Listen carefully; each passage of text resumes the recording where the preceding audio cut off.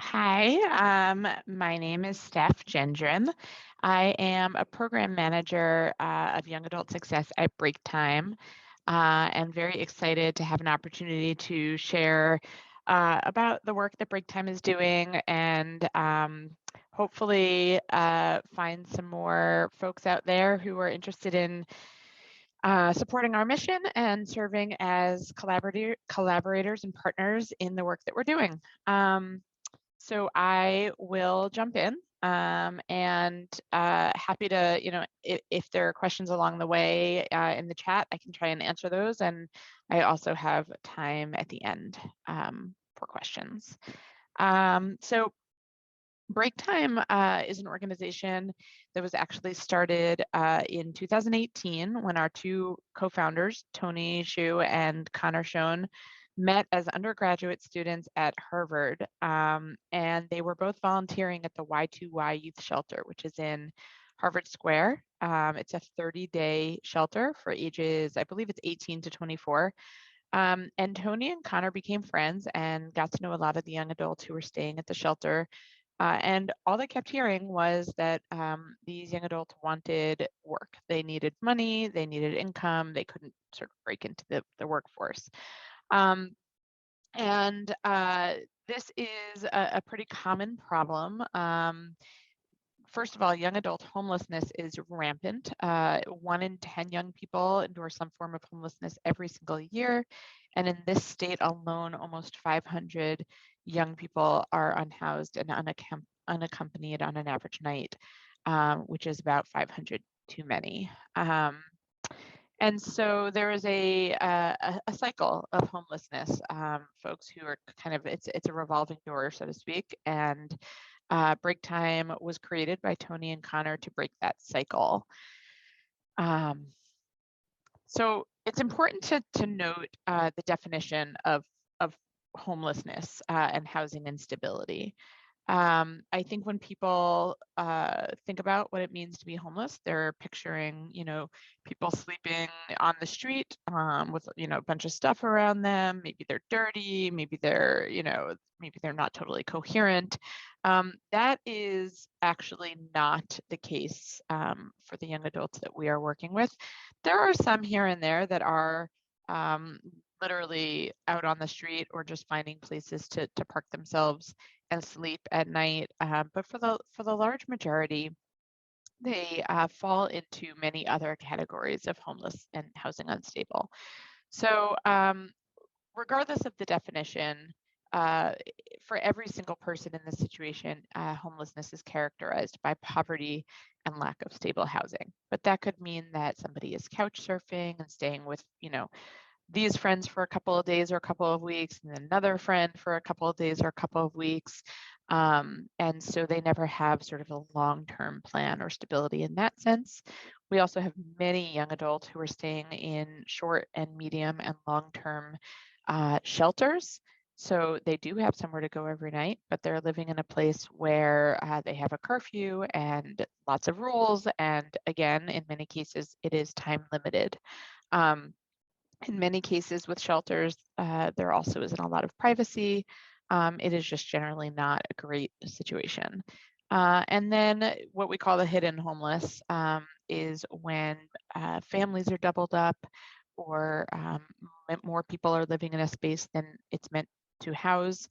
And so that is also a possibility. And then finally, if somebody is, within a month or 2 or 3 months of eviction because of any number of reasons, that is also a form of housing unstable. So and finally, living at home. A lot of our 18 to 24-year-olds are living with their family, but it's a toxic situation and it is not stable for that reason. And so they need our support too. So it really runs the gamut and we see it all. And a lot of times while we have somebody working with us, their situation can change from one of those buckets to another and then back again and then back again. So there is even instability in the form of instability that we're seeing. So Tony and Connor set out to address this revolving door, this cycle of homelessness we do have organizations in the Boston area that provide transitional housing and case management, sometimes mental health support, sometimes educational support, but not jobs for the most part. And so this was the piece that Breaktime was trying to address. And from there, this is the original crew, Tony and Connor right in the middle there. That's Breaktime Space. Some of our original early cohort associates are pictured here, and this is when they first moved into 170 Portland Street in Boston. The vision at first was that we were going to open a cafe, and we were going to employ young adults coming through our program in our cafe, teach them hard skills like how to run a business, how to make coffee, how to make food, how to serve, etc., how to work with money, and also soft skills, work on things like attendance and punctuality and communication and engagement, which we do work on still. And so the idea was we would open that Breaktime Cafe right at 170 Portland, and then COVID hit, and a cafe was no longer really a viable option for many reasons. But what happened kind of organically is there was an opportunity to get involved with some other nonprofits, including one right upstairs from Breaktime, that were dealing with the issue of food insecurity during COVID, early COVID. And so Tony and Connor ended up sending some of our first young adults to work in those other nonprofits and help with preparing food, getting food bagged up, delivered around the community. And so this double impact initiative was born from this idea that we could create job opportunities with other nonprofits and give young adults both empower young adults to engage in employment when they were having trouble doing that before, and also give back to the community at the same time. So it was a win-win situation. In 2021, we kind of redefined what double impact means and started working not only with local nonprofits, but also with small local businesses at a time when they were really having a hard time staying afloat primarily because they could not find staff.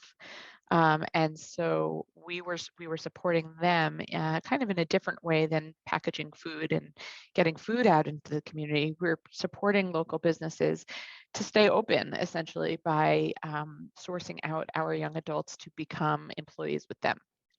And our focus in bringing on these small local businesses was in working with minority-owned and operated businesses, including businesses owned by people of color, by people who identify as LGBTQ+, and by women.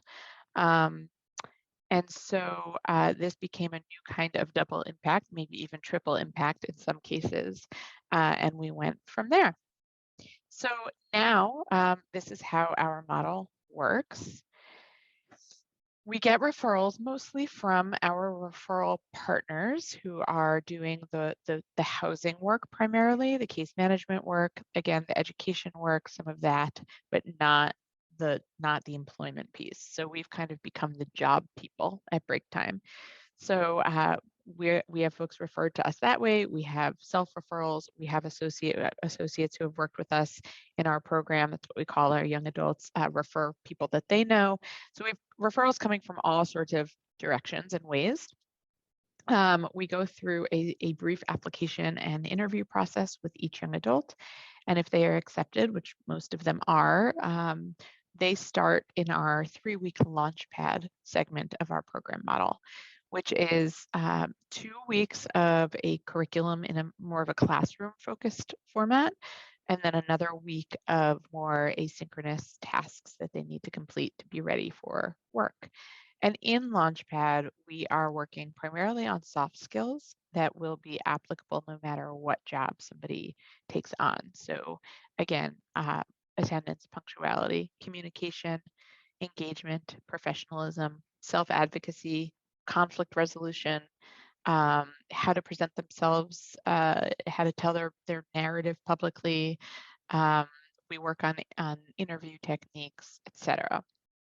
We also start with the financial empowerment piece of our model by introducing credit counseling in that 3-week launch pad, where folks are taught how to look up their credit, how to build their credit, and start thinking about ways to improve credit and budget.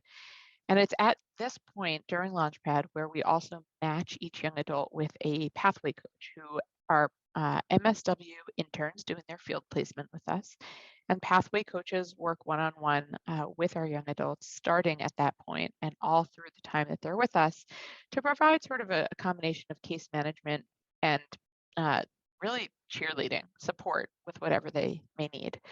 Um, Also during Launchpad, I am meeting with each young adult to try and start to identify the right fit for a job placement. So we talk about what jobs they've had in the past, where they've been successful, where they haven't been successful, and why. What kinds of jobs or settings they want to be in, what some logistical factors like schedule and location, and things like that. I then figure out where they're going to be placed, and following Launchpad graduation, they start liftoff, which is 3 months of paid transitional employment with a host site partner, which could be you. So we place our young adults with small businesses and nonprofits where they work 20 to 30 hours per week for 13 weeks.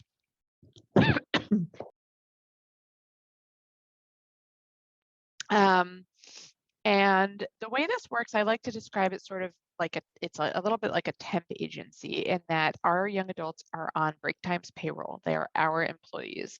This kind of eases the burden for the partners that we work with because you don't have to bring anybody onto your payroll or deal with some of the HR things that come along with that. You are just giving them work in your business and supervising them, but we are doing the administrative part of the employment. So um, what the way that works is it costs approximately $20 per hour per associate in liftoff, and uh, we that is $16 in wages plus uh, match savings component, and which I'll talk about in a moment, plus just the administrative costs, payroll taxes, things like that. And we split that 50-50 with our host site partners. So while our young adults are being paid $16 an hour by break time, the nonprofits and small businesses that are giving them work and supervising them are only paying $10 per hour, which is well below minimum wage. During that 13-week period, our young adults are checking in weekly with their pathway coaches. We are referring them to other programs and services as needed. Could be government benefits, could be mental health, it could be physical health, runs the gamut. And like I mentioned, they are eligible to participate in a match savings program, which means that if they save $50 per week in an account that we set up with them through a third party, um, we will match that. So at the end of 13 weeks, their $650 saved is suddenly $1,300. We also continue to offer them opportunities for professional development and other really great paid opportunities like media and press opportunities, um, chances to meet with elected officials. We participate as an organization in a lot of rallies. Like we had a group go out and participate in the Youth Pride Rally on Saturday, for example. So there are lots of ways that we engage our young people, both through their job placement and otherwise. After 3 months of liftoff, our young adults enter stable orbit, which is another 9 months of continued behind the scenes support from a pathway coach and from Breaktime in general. But at this point, they are no longer on our payroll. They're no longer employees of Breaktime. So at this point, there's a few things that could happen. It is possible for a liftoff host site employer to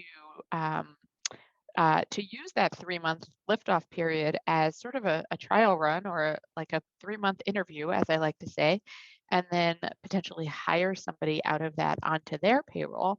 The difference here between us and a temp agency being that we don't charge a dime for our host site employers to take on our associates longer term. We gladly will, you know, congratulate everybody as our young adults become employees of their liftoff host site partner. Another option, and this happens most of the time, largely because a 13-week commitment from an employer is very different from an open-ended long-term one. They may not have an opening to fill, and so they wish each other well and they thank each other, and young adults go on their way and pursue their next steps, whether it's some kind of training program or college or some other job or career path move. And so throughout Stable Orbit, our pathway coaches, instead of doing weekly check-ins, they're doing a minimum of once a month check-in, for which our young adults are paid $100 direct cash transfer to just remain in touch with us and let us know how they're doing. We continue to offer them paid opportunities. We continue to offer professional development, but at this point, they are more independently moving on to next steps. And like I mentioned, all throughout this, they're working with that pathway coach. And often this comes in handy if somebody is struggling in their liftoff placement with anything. It could be that they're having trouble getting there on time. It could be that they feel unsafe in some way in their placement, either physically or emotionally. The pathway coach is there to help troubleshoot and make sure that they are set up to succeed in their placement. So we are always looking to bring on more nonprofits and small local businesses as Breaktime partners. And I mentioned a lot of the pieces here, but for an employment partner, the benefit is that you are getting highly motivated entry-level employees who really want to work, and ideally are their interests and skills are aligned with what you are doing, and that's all coming through in that initial interview where I'm figuring out a best fit placement. Again, trial period of 3 months. There's a very low risk commitment where you know that you're not committing to a single person for longer than 13 weeks, but there is that potential to bring them on longer term. We also have vetted our young adults in the sense that there is a pretty high bar to graduate from the 3-week launchpad period. If they go over the allowed attendance or punctuality limits, I don't know if I said that right, sorry, then they do not graduate from Launchpad and they need to go through a re-engagement process to have another chance at a liftoff placement. So our feeling is that if they can show us in those first 3 weeks that they can handle showing up on time and getting their work done, then they're ready to take on that 3-month liftoff placement. And again, a team of people supporting young adults working in an ideal situation. We are working with our host site partners, communicating regularly to make sure that things are going smoothly. We're all working together to support the young adult in the program. And finally, we give lots of love publicly to our partners on social media, with the press, in our annual report, etc. And for us at Breaktime, we really need strong partners. We need to make sure that our partners are prepared to offer what we call a compassionate accountability, hold our young adults, to high standards while also understanding that they've been through a lot. They continue to go through a lot, and they do need support in many cases to be successful and to realize what they are capable of. And for us, the better partners we have, the better success we have programmatically, which means we have good outcomes and we can continue to operate and offer these opportunities for many more young adults. So if you are interested in working with us, the way that works is you would identify a role or roles for Breaktime Associates, again, 20 to 30 hours a week for 13 weeks. You would submit all of that information about the vision for the role and what the requirements are, what the preferred qualifications may be. your location, your hours, things like that, all through a Google form to complete a host site partner profile. And then we would draft a MOU, and if everyone's happy with it, sign it, and then we would go from there. I do want to note something I forgot to mention is that our Launchpad training and the placement process happens every single month. So we are always interested in having partners bring on young people, and we have partners that bring on one person at a time for 3 months, and then that person may leave and they bring on another. And then we have other partners that want 10 people at a time. And so it really runs the gamut in terms of capacity and how that sort of cadence and process looks. So I think I have probably covered everything, and I am very happy to answer questions at this point.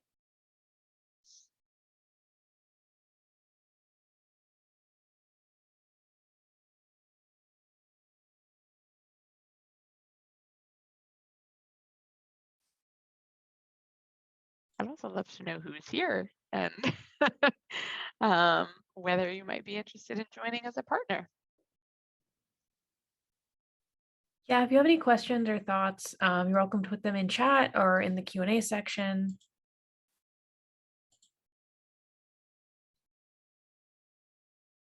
Also, people might just be feeling quiet today. Yeah, quiet crowd today. Yeah. Maybe I just said, maybe nobody wants to hear me talk anymore. That's also possible. I think your presentation was very, very thorough, so probably just covered everything. Great. I should also mention, just given the nature of this particular organization, that approximately 40% of 18 to 24-year-olds who are homeless in the United States identify as LGBTQ. And I don't have an exact percentage currently of whether that's aligned with our participants, but it's probably around there. And we are very committed to making sure that that the folks in our program, particularly who are identified as trans, are being placed in safe and affirming placements. We really we have seen, unfortunately, we have seen what happens when that's not the case, and clearly not intentionally, but we are working really hard to make sure that that is the case. And one of our pathway coaches did a project this year to create a technical assistance kind of roadmap to making sure that an organization or a business is a safe and affirming space. So that's something that we're going to be sharing with all of our partners going forward. And we're really excited about that.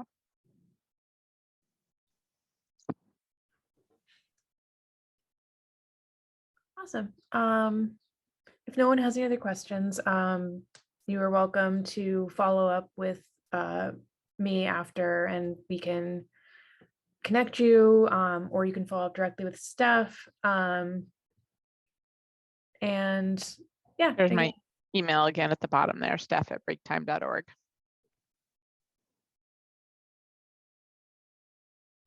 Awesome. We'll give people a minute to copy that down.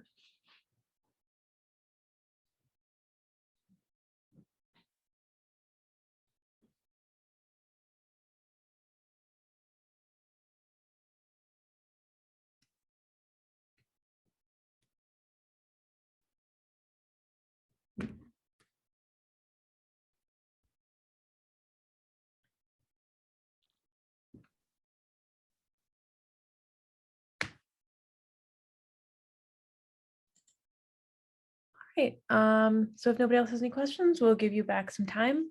And we'll see you hopefully the next one.